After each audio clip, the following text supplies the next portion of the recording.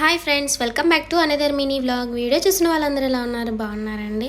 So నేనైతే ఇవాళ మొక్కజొన్న గారెలు చేద్దామని అనుకుని మొక్కజొన్నలు అయితే ఒలిచేసి వాటిని మిక్సీ పడుతున్నాను. మొన్న సంతలో 2 కేజీలు 50 రూపాయలు అంటే తీసుకొని వచ్చాను. పెద్దగా ఉన్నాయి చూడడానికి, కానీ లోపల కంకిలో గింజలు అయితే కొన్నే ఉన్నాయి.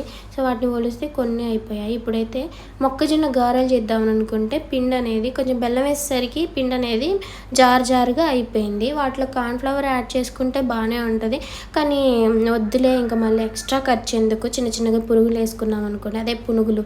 సో మంచిగా ఫ్రై అయిపోతాయి. టేస్ట్ కూడా సేమ్ టేస్టే ఉంటుంది కదా. ఇప్పుడు షేప్ వేరైతే ఏముంది చెప్పండి, టేస్ట్ సేమేగా.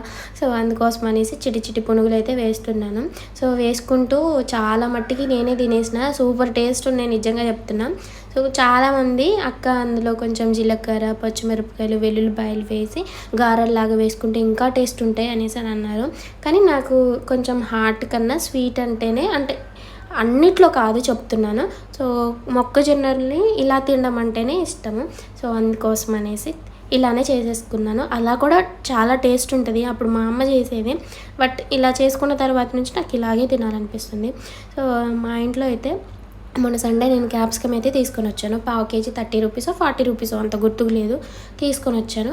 అసలు ఎప్పుడూ ట్రై చేయలేదు, చేద్దాము అనేసి కర్రీ అయితే చేశాను. అసలు ఎంత టేస్ట్ ఉందంటే బాబోయ్, నేను అసలు నిజంగా ఇంత టేస్ట్ ఉందని తెలిస్తే నేను రోజు తెచ్చుకొని కూర వండుకునేదాన్ని. అంటే ప్రతి ఆదివారం సంతలో తీసుకొని వచ్చుకునేదాన్ని. ఒక వీక్లీ 2 టైమ్స్ అయినా తినడానికి ట్రై చేసేదాన్ని. చాలా బాగుంది. ఇంకా నైట్ టైమే కదా, సో వండితే బాగుంటుంది, నలుగురికి మంచిగా సరిపోయిద్ది అనేసి సో అందుకే వండుతున్నాను. కర్రీ అయితే చాలా బాగుంది. సో మీరు ఎప్పుడైనా క్యాప్సికమ్ కర్రీ ట్రై చేశారా? సో మీరు క్యాప్సికమ్ అంటే కర్రీస్కే వాడతారా, ఇంకా ఏమైనా సైడ్ డిష్గా కూడా వాడతారా? కామెంట్ సెక్షన్లో షేర్ చేయండి. వీడియోస్ లైక్ చేయండి.